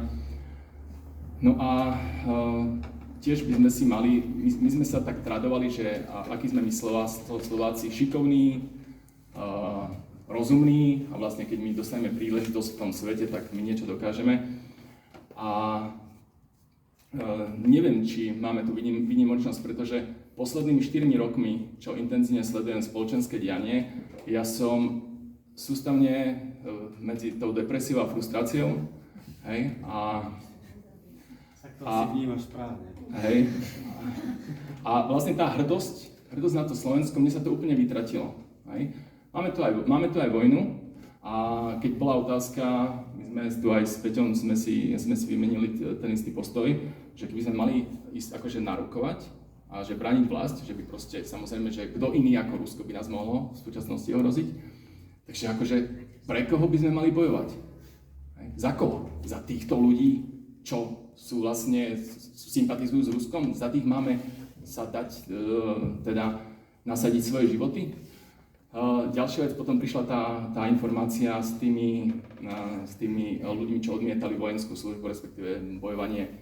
Takže vlastne aj tam ten vzťah k tomu národovectvu nejako nám sa to vytratilo. Nám sa to nejako vytratilo, že tá hrdosť na seba samých, a oni to samozrejme prevzali a nám to dali, že pozrite sa, však, ale my sme tu, starajme sa o seba a myslíme v prvom rade na seba a tí, čo vlastne vy liberáli, alebo čo nemyslíte na našu spoločnosť, tak my to preberieme a získame na tom hlasy. Takže... Môžem aj poprosiť? Keď si myslel, že ak niekto chce reagovať, ale môžete si povedať. Chcete reagovať, alebo môžem tiež vypovedať? Pospierajme. Ja by som tiež rád prispel mojimi, ako sa hovorí, 2 centami do diskusie. Mňa veľmi zaujal ten úvod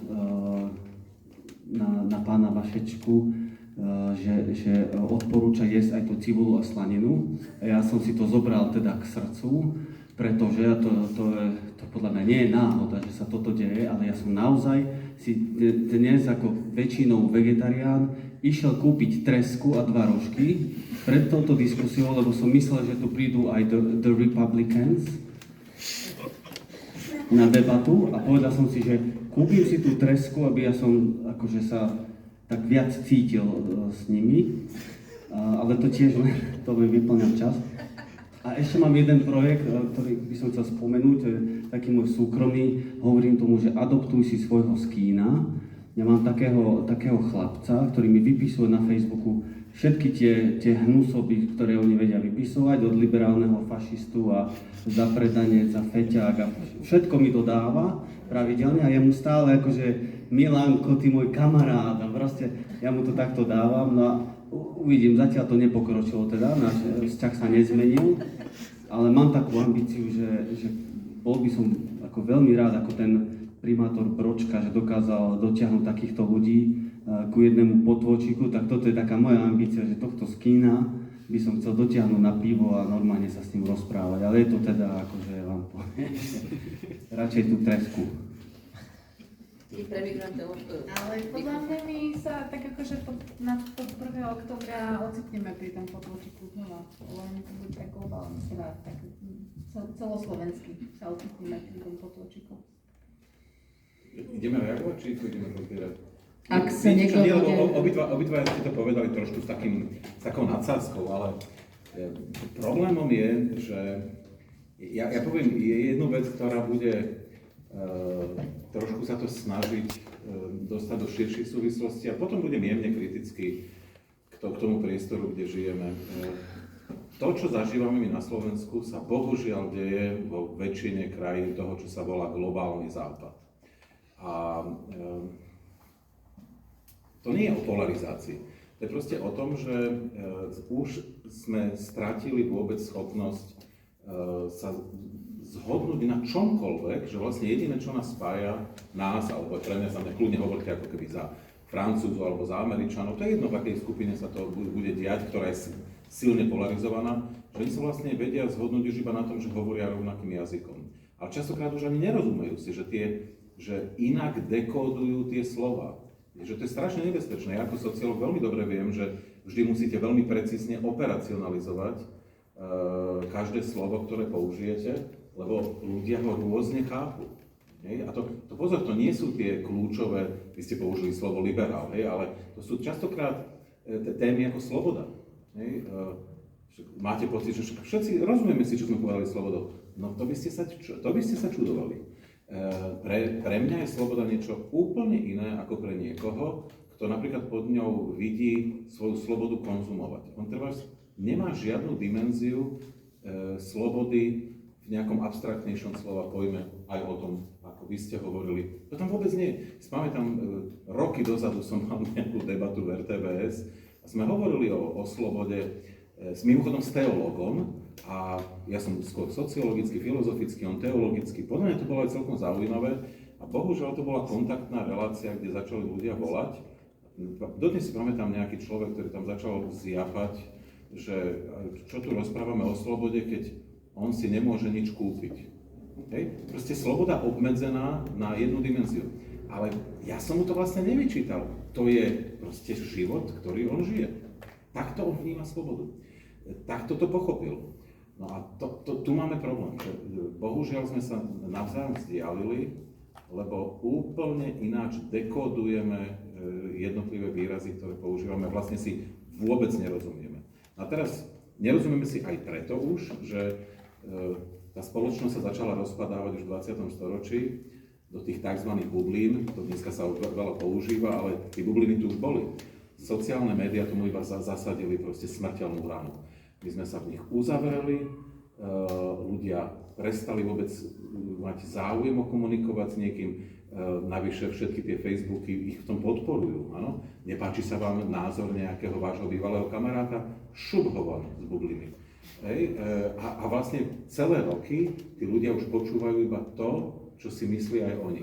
A ak majú príliš radikálne názory, tak tá bublina sa iba zmenšuje. Navyše je tam efekt toho, čo sa volá komnaty ozvien. Že vy vlastne niečo zakričíte do tej bubliny a ono sa to, keďže ona už je pomerne veľmi homogénna, tak ono sa vám to vracia a je to ešte zosilnené. Čiže vy ste zakričali a všetci vám to potvrdili. A vy poviete, no tak vidíte, že je to tak. Všetci mi to potvrdili. Len tí ľudia si neuvedomujú, že už roky žijú v bubline, ktorá je prísne homogenizovaná a hlavne bola takou postupne vytvorená. Hej? A že to je úplne nereálny svet. A týka sa to všetkých, pozor, to vôbec nie je kritika konkrétnych skupín, lebo sa nás to týka úplne všetkých. No a toto vlastne zasadilo úplne smrteľnú ranu. A my na Slovensku sme sa do tohto ponorili masívne. Nie každá krajina je v tom ponorená až tak veľmi.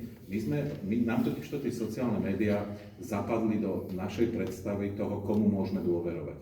A slovenská spoločnosť ako predsa len ešte pomerne tradičná spoločnosť veľmi silne dôveruje rodine a priateľom. Ako náhle niečo je abstraktnejšie, expertné systémy, tak tam máme veľmi vysokú mieru nedôvery. Ale priatelia a rodina dôverujú. A teraz prišiel Facebook a ten vlastne toto iba potvrdil. Preto my sme predsa len, keď to porovnávam s niektorými krajinami, napríklad západnej Európy, tak sme sa do toho ponorili trochu hlbšie. Ale znovu, dá sa z toho dostať? No asi áno, ale postupne problémom, že je to naozaj všade. Svet sa veľmi radikálne zmenil, prišli technológie, ktoré vlastne my sme sa neúplne naučili používať. A posledné, čo poviem, keď Gutenberg vynašiel knihtlač, no tak zrazu sa začali šíriť rôzne veci, ktoré predtým tí mnísi neprepisovali. Napísať knihu to trvalo rok. A bolo to veľmi vzácne, čiže oni si dávali veľký pozor, že či budú tlačiť nejaké nezmysly. No ale s tou knihtlačou zrazu to išlo. A zrazu sa začali šíriť rôzne prapodivnosti a tá Európa sa zatriasla, prišla 30-ročná vojna. A ľudia sa postupne naučili s tým výtvorom fungovať. No my sme teraz bohužiaľ v tej fáze, že tie technológie nás jednak predbehli, nie každý to vieme používať, no ale hlavne oni sa vyvíjajú, rozvíjajú a nás to pohlcuje. Proste, že viete, a posledné, čo poviem, že niektorí z nás si aspoň uvedomujú, že čo s nami robia tie algoritmy, ktoré máme nastavené. Keď teraz by sme všetci dali na stôl naše mobily, otvorili YouTube, tak všetci budeme mať radikálne iný YouTube, áno? No prečo? No lebo tam bude sa reflektovať to, čo na tom pozeráme všetci. Ale tak ja to reflektujem, verím, že aj vy to reflektujete, ale nie všetci to majú proste akože podchytené. Oni majú pocit, že to je realita, čo na nich vychádza z tých sociálnych médií. Nie, to je všetko upravená realita algoritmami, o ktorých mimochodom my nevieme presne, ako fungujú. Lebo nejakí Markovia, Zuckerbergovia to takto nastavili a my v skutočnosti ten strojový kód nemáme. Čiže keď sa ich to pýtame, tak vlastne zisťujeme, že skutočnými manipulátormi sveta sú práve títo ľudia. No a umelá inteligencia to už len tak doďukne. Nech sa páči, to na mladý pán mal. Dobrý večer. V prvom rade chcem poďakovať, že ste prišli a takúto diskusiu zorganizovali tu v Revúcej. Ja by som mal také dve témy do tejto diskusie. A aby to dávalo kontext, tak by som sa najprv možno predstavil. Moje meno je Peter Rotiš. Narodil som sa tu v Revúcej. Vyrástol som tu. Žijem v podstate teraz 50% času aj s partnerkou žijeme vlastne v Revúce, žijeme ale aj 50% času v Bratislave, pretože máme tu možnosť, ako Diana spomínala, pracovať s vzdialením, aj vďaka covidu, hej, jedna dobrá vec. Taktiež sa mi podarilo cestovať vo svojom živote, mal som tu možnosť navštíviť aj žiť v krajine pol roka na Novom Zélande, hej, čo je krajina asi top 5 krajín životnou úrovňou. A navštívil som aj krajiny tretieho sveta, ale to len takoto potom, hej, aby ten kontext bol.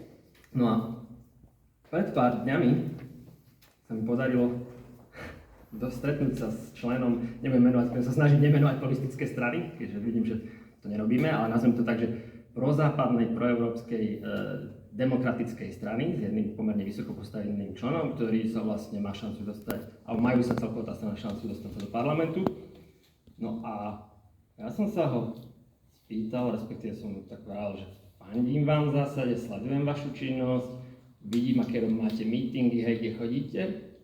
A ja som mu tak povedal, že ale prečo nie Revúca? Že nevidím tu tento región, Revúc. A že ja som bol dokonca ochotný, som aj povedal, že by som to nejak ako pomohol spropagovať, možno zorganizovať, aj keď nechcem mať v zásade nič s politikou, lebo hej.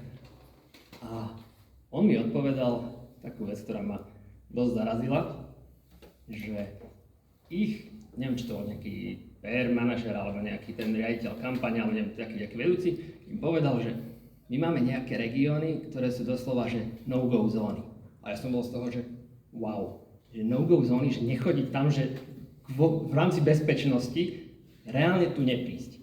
A ja som bol z toho ako taký hotový, lebo ja tu žijem, ja sa tu rád vraciam, hej, vrátil som sa z toho sveta, akože fakt, ja všetko to, čo povedala aj Diana, že to platí a je to skvelé v tomto regióne. A možno by som to aj chcel žiť, uvidíme po 30. septembri. A znova mi zaskočilo, že akože, čo sme nejaká Južná Amerika, že no-go zóna pre politickú stranu, že čo si o tomto myslíte? To je taká prvá téma. A potom taká druhá téma, ak môžem teda obidve naraz, tak je, že tu pani moderátorka spomenula, že ona je prekvapená, že ako nás tu je veľa. A ja som práve opačne prekvapený, že ako nás tu je málo, lebo ja som bol, jednak som aj teraz tu, dosvedel som to 2 hodiny pred touto akciou, ale nejako som to stihol. Bol som ešte na podobnej akcii, kde sa okolností môj kamarát, ktorý dobrovoľničí na Ukrajine, hovoril o tom, premietal fotky, že ako to tam naozaj je, hej, tu bolo v krčme v Revúce v Mamute, bolo nás tam 16. No a bol som ešte aj na takom pochode, ktorý sa nazýval, že Pochod za mier, asi ste o nich počuli, a tam bolo asi 300 či 400 ľudí z regiónu z Revúcej. Ja som tam bol s ukrajinskou vlajkou podporiť aj ten reálny mier a preto tak akože, tuto by som chcel, že tú tému, že či nás tu je naozaj dosť. Ďakujem. Viete čo, ja iba rýchlo, hej, lebo veľa vecí ste povedali. Ja nechcem ani sa zastávať nejakej politickej strany alebo ju haniť. Politické strany majú svoje postupy a každá vie, kde je silná a kde je slabá a každá vie, lebo to majú zmerané, tie, ktoré to robia profesionálne, že kde vlastne to takzvané nemá zmysel ísť. Hej? Lebo tam veľa toho nepozbierajú, lebo ten okres, v prípade Slovenska, lebo ten okres je malý, lebo ten okres je ideovo orientovaný politicky úplne iným smerom. Máte to všade, viete. Demokratická strana v Amerike naozaj nerobí kampaň na Aliaške. Nemá to zmysel. Naopak, republikáni vedia, že robiť kampaň v štáte Vermont, to je proste blbosť. Je to zbytočné, ten Vermont demokrati vždy vyhrajú, a naopak Aliašku vždy vyhrajú republikáni. No, ja nehovorím, že je to správne, ale proste zmerali si to a to svoje úsilie vrhnú na nejaké iné okresy, kde budú, aspoň to majú tak vyrátané, budú brať veľa. Hej? A je to legitímne. Mimochodom, ja ako Bratislavčan som prešiel týmto územím, prišiel som z Košíc dneska, tie billboardy sú radikálne iné ako v Bratislave. No to je potvrdenie tohto. Jednoducho niektoré strany veľmi dobre vedia, že v Bratislave to ani nemusia vystavovať. To je zbytočné, proste aj tak tam nikto nebude voliť. A naopak vedia, že v niektorých týchto okresoch pozbierajú. A opačne. Hej? Je to svojím spôsobom legitímne. Nie je také zlomenie palice už pred voľbami. Vy ste napríklad nezlomili nad nami palicu, hej? Nie, však nie, ale nie, počúvajte, ale naozaj, niekedy je to o tom, ale ja nikoho neobhajujem teraz, ale je to niekedy o tom, že vy viete, že máte obmedzené či už finančné prostriedky, alebo obmedzené možnosti ísť do tých takmer 80 slovenských okresov. A naozaj si vyberiete tam, kde ste silní. Hej. Ja viem, že sa to blbo počúva. Hej? Ja tiež, keby som žil v Anchorage na Aliaške a bol by som demokrat, by som si povedal, no akože fakt sem nikto nepríde? No nepríde, lebo vedia, že tam nič nepozbierajú. Hej? Času majú dosť, tie voľby natiahli až do 30. septembra. Hej, ja by som sa tentokrát naozaj priklonila viac možno práve k vášmu postoju Ja sa tiež ako k Michalovmu. Ale Ja som povedal, ja to nebolo, že s tým súhlasím, ale že to je tá krutá politika, samozrejme. Hej, ale jednu z vecí, prepáč, ak môžem, že napríklad aj ja osobne, prečo sa angažujem skôr v mimovládnom sektore, dostala som x ponúk za posledných 20 rokov od rôznych politických strán a väčšinou moja odpoveď je, ja viac práce urobím bez vás, kdekoľvek, ako s vami. Práve preto, že proste mne správne hovoríš, že tie politické kalkulačky alebo tie stranické kalkulačky, ktoré používajú na to, aby boli úspešní. Viete, nech čokoľvek napíše ktorýkoľvek na ten svoj billboard, či už ani cent, alebo ako sme my, proste rôzne jaštere, neviem čo všetko. Jednoducho, ak niečo podľa mňa v mimovládnom sektore nefunguje, tak nefungujú tieto kalkulačky, ale je tam podstatne viac empatie a úprimného záujmu. Pričom toto by malo byť podľa mňa to, čo je vlastné politickým stranám. Vtedy možno aj tá politika by vyzerala inak, aj tí ľudia by sa inak zaujímali o tú politiku. Takže toto je možno aj niečo, čo nás čaká, táto debata. My ju v podstate s tými politickými stranami aj vedieme a budeme ju viesť ešte viac, pokiaľ teda ešte budeme mať energiu a ostaneme tu, pretože tá úprimnosť z tej politiky, myslím od tých politických strán sa vytratila. Že toto podľa mňa jedno z toho, čo nás bije. A len nám možno do vysvetlenia, keď som povedala, že som prekvapená, že vás tu veľa, no my naozaj chodíme nie len teraz, ale od januára, aj trošku cieľene, vedeli sme, že teda budú predčasné voľby, aj keď sme si mysleli, že možno ešte budú riadne, ešte v januári, keď sme si naplánovali teda taký ten road trip po Slovensku, nie ani tak kvôli voľbám, ale možno na posilňovanie občianskej spoločnosti v regiónoch, pretože v podstate bez tej aktívnej, spolupracujúcej občianskej spoločnosti my nezmeníme túto krajinu. Žiadna politická strana to nedá. Proste ja tomu neverím. Niekohokoľvek tam proste zvolíme a oni to nemajú šancu urobiť bez občianskej spoločnosti. Tú krajinu nemajú šancu ju vytvoriť. Vytvárajú tí ľudia, ktorí tam žijú. Takže toto vlastne bol ten náš úmysel a naozaj sa stretávame teda s rôznym záujmom až nezáujmom. A čomu ja verím naivne, je vytrvalosť. Proste ono sa to raz musí zlomiť. Uvidíme, či v tomto živote alebo v budúcom živote, ale to sú asi také tie motivy. Ty si chcela niečo, ja som ti zobrala slovo, páči. Ja som si uvedomila, že sme tu vlastne ako keby vyťahli také dve... Nie. Dva hlavné, ako keby pojmy, že tá sloboda a demokracia to tak akože vystupujú. A tiež som si uvedomila, že vlastne sú strany, ktoré to majú priamo v názve. A tiež som si uvedomila, že tie strany tu veľmi dlho vládli a myslím si, že ak by boli verné tomu, čo v názve majú a čím sa propagujú, tak by sme teraz tu nemuseli sedieť, lebo tá sloboda a demokracia by tu boli a nemuseli by sme sa báť, že to nebudú. Ja chcem, že len tak doplniť, že nie ste sám a myslím si, že minimálne my to, čo sme, tak sme niekoľkokrát vyzývali aj predmetné strany, aj možno ďalších, aby nezanevreli na ten región, lebo akože ja si tiež nemyslím, že by to tu malo ostať tak, že bude mestský volič versus vidiecký volič a že teraz akože sa tu rozdelíme na dve polovice a tá prvá povie, že s vami sa ja nebavím a tá druhá bude sa cítiť nejako podceňovaná a znevažovaná. Ale rozumiem aj tej možno vyslovene, že efektívnej kalkulácii, že sa to nedá všetko. Ale veľmi rada by som bola, keby viac strán išlo do regiónov. Práve preto, že ten alternatívny narratív, ktorý môžu priniesť, by bol proste pozitívnym. Lebo takto sem prídu vlastne len tí, ktorí sem chodia. Populisti. A nie je to úplne, že tá ponuka, ktorá je, že zrazu proste ten región vidí len tú obmedzenú ponuku, ktorá hlasno kričí a hej, sľubuje jednoduché riešenia. A tá druhá ponuka, ktorá je možno trošku iná, tak tá sem nepríde. A podľa mňa to nie je správne, ale môžeme s tým spraviť niečo aj my, pretože akože každý z nás, ja viem, že to je náročné, že to nie je len ten jeden, tých 15 minút, čo hodím do urny ten hlas, ale máme každý z nás nejaké páky, akože oni majú zverejnené e-mailové adresy, dá sa s nimi komunikovať aj skrz sociálne siete. Vieme si vypýtať aj do tých regiónov, že proste poďte sem, že práve preto, aby ste sem doniesli tú alternatívu, lebo keď vy sem tú alternatívu nedoniesiete, tak jediný, kto sa s tými ľuďmi tu v regióne bude rozprávať, je krajná pravica a populisti. A to asi nechceme. Ako krajina. Asi nie, no. Ale niektorí to možno chcú, samozrejme.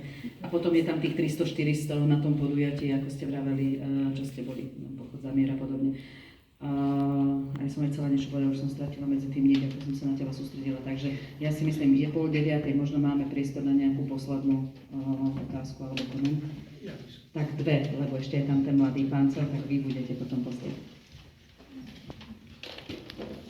Ďakujem. Ja by som mal otázku skôr k tým voľbám samotným. Myslíte si, že by zmena volebného systému, ktorý používame v parlamentných voľbách, skôr Slovensku alebo tomu výsledku pomohla alebo uškodila? To je jasná otázka. Asi na mňa, že? Ale tisíckrát som to hovoril.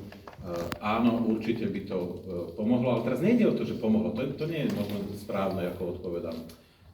Prudko by to zvýšilo legitimitu toho procesu a veľmi by to sťažilo prácu všetkým typom populistických strán a typom autoritárskych strán. A pozor, tu do toho rátam aj tie, ktoré sa vo všeobecnosti hrdia tým, že sú demokratické, prozápadné a aj tam proste majú jedného nespochybniteľného lídera, majú veľmi zvláštne štruktúry v tých regiónoch, okresoch, alebo ich vôbec nemajú prípadne. Čiže samozrejme, že by to zvýšilo legitimitu a veľmi by to zmenilo výsledky, lebo keď ste si pozreli, keď si pozriete za mnohé posledné voľby výsledky, tak vás musí udrieť do očí jedna vec. V komunálnych, v regionálnych voľbách rôzne obskúrne postavičky na lokálnej úrovni nemajú šancu sa prepracovať do tých miestnych zastupiteľstiev, nestávajú sa starostami, rozhodne nie v takej miere ako na tej národnej úrovni. Lebo na tej národnej úrovni tí ľudia ich nepoznajú. Viete, no tak niekto je z Revúcej, v Bratislave nikto o ňom nevie a naopak. No a tu akože na tej miestnej úrovni sa poznáme lepšie. Ak by to bolo rozdelené na viacej obvodov volebných, tí silní lídri by mohli kandidovať iba v jednom z nich. Hej? A to by teraz nejde o to, aby sme ich potrestali, ale aby sme zvýšili tlak na to, aby v každom regióne boli schopní vygenerovať niekoho, kto je naozaj silný, kto rezonuje. A potom by sa ukázalo teda naozaj, že kto je silný. A boli by politické strany, ktoré sú relatívne úspešné dnes na národnej úrovni, ktoré by v tej chvíli vlastne prepadli a aby podľa mňa skončili. A museli by zmeniť svoj štýl práce v tej politickej strane. Nech sa páči.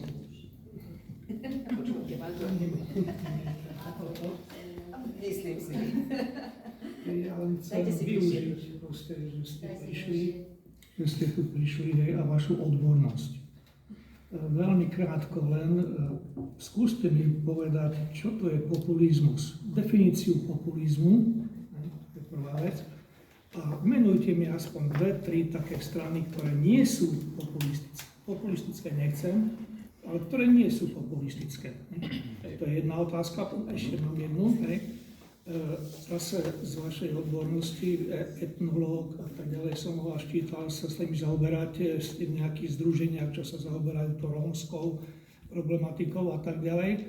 A to sa nás v tomto regióne veľmi, ale veľmi týka, lebo si zoberieme zle hovorím, už veľmi veľa obcí je tu, kde je už viac ako 50 až 90% obyvateľov našich akože rómskych. A už nie len obce, ale aj mestá pomaly, mestečká. A chcem sa opýtať, vy ste v tom pracovali, prečo naprieč pravica, ľavica, stred a tak ďalej, povedzme od tej revolúcie našej, prečo žiadna strana nedokázala nič, alebo nie žiadna strana, nikto, žiaden človek nedokázal v tom niečo urobiť. A pritom jeden taký človek bol, čo túto ľudia ho volili, a super, tento urobí.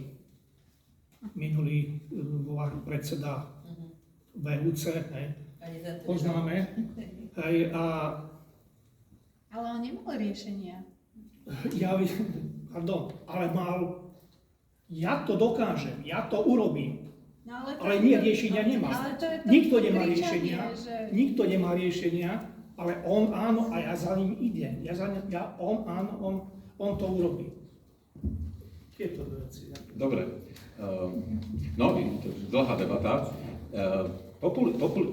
Ja rozumiem z tej vašej otázky, že a podľa mňa správne, máte pocit, že sa s tým populizmom narába trošku divoko, hej? Že proste to je taký, že označíme niekoho za populistu áno, a hneď to nesie niečo negatívne v sebe a že vlastne je to trošku problém, pretože každý môže skončiť v tejto zvláštnej skupine populistov. A ja si myslím, že v tomto máte pravdu, cítim to z vás a myslím si, že máte pravdu, že mali by sme byť veľmi opatrní s tým, ako to používame. A ja vám poviem, ako teda, že čo hovorí tá klasická teória o tom, že kto je populista. A takže poďme si vymodelovať toho klasického populistu. Klasický populista delí spoločnosť na úzku elitu, skorumpovanú a milióny obyčajných ľudí, ktorí sú vlastne dlávení tou skorumpovanou elitou, ktorá ich zneužíva. Po druhé, klasický populista nemá ideológiu. On je vlastne prázdny, úplne vyprázdnený. On narába s čímkoľvek, čo sa mu práve hodí.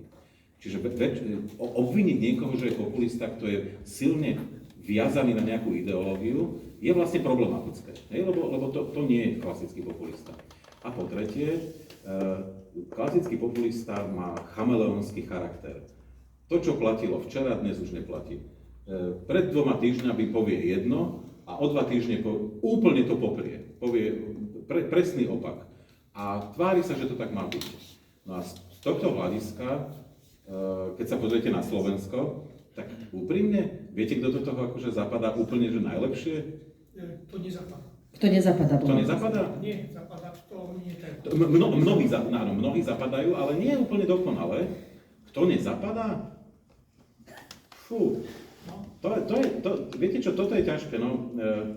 Aj by som, však sme povedali, že nebudeme tie strany menovať, hej. Teraz pozor, nehovorím o tom, že ja mám nejakú afinitu k tým stranám. Ešte pred týmito kampaňou by som povedal, že KDH úplne nezapadalo. Ale keď som si pozrel tie billboardy, že ľudia si niečo zaslúžia, si hovorím, fúha, že toto teda ale riadne prestrelili, hej. No, hej, čiže, ale na Slovensku, kto do tohto, čo som povedal, zapadal úplne ideálne, bol ten Igor Matovič. Teda musím povedať, že on par excellence, hej. A teraz bez ohľadu na to, čo si ja myslím, lebo to nie je dôležité, mimochodom. No, ale je pardon? No, viete, to je tak, že bol som na jednej politický diskusii, marketing bol som pred pár rokmi, ako, ja vám poviem, ja som s tým tiež problém, bol som na jednej diskusii pred pár rokmi a som označil Emmanuela Macrona za populistu. Strašne boli so mnou nespokojní, ak sme tam sedeli. Ja si myslím, že Macron je akože úplne čistý populista, ale populista, ktorý je akože vyhovuje mnohým, lebo ako keby vedia povedať, že to je náš populista. Hej? Ale on v skutočnosti ako je populista. No. Dobre. Ale ja mám jeden typ, kto podľa mňa nie je populistka. No. Ja si myslím, že pani prezidentka nie je populistka. Podľa tej definície, ktorú si povedal, ktorá dáva logiku, tak nech akokoľvek sa na to, keď sa na to pozriem, na jej prácu a jej výroky, tak si myslím, že nie je populistka. Áno, je tam toho málo, áno, určite. Áno. Našli sme. Aspoň jednu političku, lebo predsa len je politička. A je to môj názor samozrejme, takže ja si myslím, tým som začala tú vetu. No a k tým Rómom, to je dlhá debata. To by sme tu sedeli dlho, nie? Skúste to. Nie, viete čo? Nie je to priorita pre žiadne z politických strán, pretože každá, ktorá aj chcela niečo robiť, aj si to pamätám, začiatkom 90. rokov boli také mnohé, sa veľmi rýchlo spálili, lebo zistili, že že je to niečo, čo bude vyžadovať obrovské úsilia, že je to nepopulárne a že to prinesie potenciálne výsledky za desiatky rokov. Hej? Či už to boli ľavicové strany alebo pravicové, všetky sa vlastne spálili a si povedali, radšej dajme od toho ruky preč. Hej. Nie je pravda, že by úplne neboli nejaké spôsoby, ale oni sú vlastne hrozne nepopulárne. Dám vám príklad. Je úplný konsenzus, že jeden zo spôsobov je, že do tých najproblematickejších osád, do týchto komunít nastúpi armáda sociálnych pracovníkov, ktorá tam bude žiť. A keď tam bude žiť 20-30 rokov, zásadným spôsobom sa to prostredie zmení. No dobre, len to musíte financovať a musíte tých ľudí nájsť, ktorí to nielen chcú robiť, ale aj vedia robiť. No a zrazu bol problém. Hej, tá armáda sociálnych pracovníkov proste neexistovala. Peniaze boli asi najmenší problém. A peniaze, no boli problém, ale v jednom momente už vlastne aj peniaze by sa našli. Je to strašne nepopulárna téma. Tí politické elity sa tomu snažia proste unikať, lebo majú tú nepríjemnú skúsenosť. A dám vám znovu príklad, hej, lebo netreba byť abstraktný. V minulosti. Ešte predstaviteľ KDH Daniel Lipšic prichádza na východné Slovensko a chce rozprávať o rôznych témach. Rôzne, hej. Ľudia takto prídu, sadnú si, celý čas rozprávajú o Rómoch. Celý čas, 100% času. A oni sú vlastne akože znechutení z toho a snažia sa uniknúť pred tou témou, hej. Takže potom unikajú aj ľuďom, aby sa s nimi vlastne nemuseli rozprávať, lebo oni vedia, že to prinesie množstvo nepopulárnych riešení, nikto vlastne nebude spokojný, musíte zasahovať do urbariátov, meniť, prípadne sťahovať tie osady, vybudovať nové. No to je o tom, proste nikomu sa do toho nechce ísť. Hej, to je krutá pravda, no. Diana ešte chcela reagovať na túto tému. Chcela by som reagovať, lebo ja pracujem s Rómami v našom mládežníckom centre Space tu v Revúcej. A myslím si, že proste ľudia, ktorí že je potrebné vedieť, poznať ich kultúru. Oni sú úplne iná kultúra. A to nehovorím ako negatívum, to hovorím ako fakt.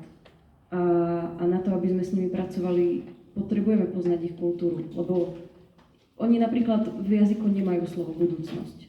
Hej? A kde to môžeme vidieť, hej? Že neúplná znalosť proste spravovania financií a podobne. Ďalšie veci sa na to nabaľujú. Ale to nie je niečo, čo ako keby ich za to môžeme obviňovať a už vôbec to nie je niečo, čo nám dáva právo ich segregovať proste na okraj dedín, miest a podobne. Ja teraz nehovorím, že tiež nie je úplne cesta ich všetkých integrovať do centra mesta, hej. To vôbec, ale presne tá cesta je tá dlhodobá práca ľudí, ktorí s nimi vedia pracovať, ktorí sa zaujímajú o ich kultúru. A ja to vidím aj u nás v Space, že tie decká sa u nás učia proste programovať, robiť na 3D tlačiarni. Hej, a oni majú strašne veľa talentov, oni sú extrémne talentovaní, či už na počítače, alebo na hudbu, na tanec. Iba proste potrebujú mať na to priestor a potrebujú nemať pocit, že oni nemôžu, lebo sú iní. Hej? Keď im je daný priestor a keď im je vložená tá ako keby nádej, oni ju potrebujú od druhých, lebo od vlastných rodičov ju často nemajú, že môžeš niečo dokázať, tak oni to dokážu. A je pár svetlých prípadov na Slovensku, kde to môžeme vidieť, akože Rómovia, ktorí sú aj v politike a tak ďalej. A hej, proste venovať sa im. Ale nie je to jednoduché. A automaticky už keď vidím, že niekto ponúka jednoduché riešenia, tak mu neverím, lebo viem, že to tak nefunguje. Je to množstvo mravenčej práce. Ja som minulý týždeň moderovala jednu diskusiu, kde som mala Róma, samozrejme vzdelaného a veľmi dobre aj situovaného, myslím, pracovne. A povedal dve veci. Jedna, že naozaj my systémovo zlyhávame v tej práci s Rómami. A druhú vec, obrovské množstvo peňazí, ktoré sem ide na tú prácu s Rómami, sa cestou stratí. A to proste my na to trpíme. To znamená, my nechceme brať vážne to, že je tu obrovská korupcia, že proste sa tu spreneverujú verejné financie. Ak si myslíme, že to na nás nemá dopad, však dobre, nech si ich užije tie peniaze. Nie je to tak. Proste to všetko má dopad, lebo niekde na konci chýbajú tam, kde mali tie financie, tie verejné prostriedky ísť. A jedno z vecí, kde obrovské množstvo peňazí sa stráca, tých verejných financií, je práve práca s Rómami. Takže to je niečo, čo je výzva pre celú našu krajinu. Ale opäť, ak si zvolíme tých, ktorí vedia, ako tie peniaze ulievať doslova do písmena, no tak jednoducho budeme mať problémy s Rómami. A to je možno to, že my si nespájame tú veľkú politiku a tie veľké prešlapy s tým, čo žijeme doma so susedmi. To proste my sme túto spojitosť niekde stratili a to teda netýka sa to mladých, tento sa týka naozaj unizono všetkých voličov, všetkých vekových generácií. No dobre, ja si myslím, že sme viac menej vyčerpali čas, ale tak možno taká ešte jedna veta na záver. Zvládneš jednu vetu na záver? Jednu? No, napríklad. Oni zvládnu, ale či aj ty zvládneš jednu vetu na záver? Prepáč, som to chcela trošku odľahčiť. Ja dám Diane. Nie, ty budeš posledná, lebo ty si miestna. Takže Máťa, čo možno na záver takejto debaty vrevúcej? Môže to byť aj prísľub, že o 2 týždne si tu znova, alebo čokoľvek, hej, alebo že im sem pošleš na debatu politické strany. Michala znova, hej? Nech sa páči. O 2-týždňových intervaloch. Ja poviem, dobre, jednu vetu. Tie nadchádzajúce voľby vnímajte tu v Revúcej ako jednu malú časť participácie svojej občianskej a politickej, ktorú proste treba rozvíjať tu a všade, aby ten svet bol aspoň trošku lepší. No, to je proste, čiže vôbec z toho nerobte, ako keby nerobte z toho niečo viac, čo to je, ale nerobte z toho ani menej. Áno, že tu ľudia nejaké úraze, že ja nepôjdem voliť, lebo ja som sa sklamal. Proste nevyberáte si životného partnera. Proste v konečnom dôsledku idete voliť niekoho, kto vám najmenej vadí. Hej? A budete mať pripomienky k tým, čo budete voliť. To je úplne v poriadku. Na tom nie je nič nové, hej? Ale splňte si túto povinnosť, ale tam to iba začína a proste začnite, ak to nerobíte, začnite, ak to robíte, tak pokračujte ešte s väčším entuziazmom. Proste všetko to, čo robíte, čo sa nejakým spôsobom týka tej participácie. A svet bude hneď krajší. Ja by som povedala, že platí, že reťaz je iba taká silná, ako jej najslabšie ohnívko. Možno tak narážam aj na poslednú debatu. A podľa mňa kľudne môžeme my mať vlastnú víziu a vlastné sny, že zasnívajte sa o tom, alebo o tom, ako by to Slovensko mohlo vyzerať, ako by mohla vyzerať Revúca. A keď sa zasnívate, tak podľa mňa vám to vnútro povie, že koho voliť. To je také ezoterické. Také slniečkárske. Som tak skolozla, prepáčte. Ale dobre.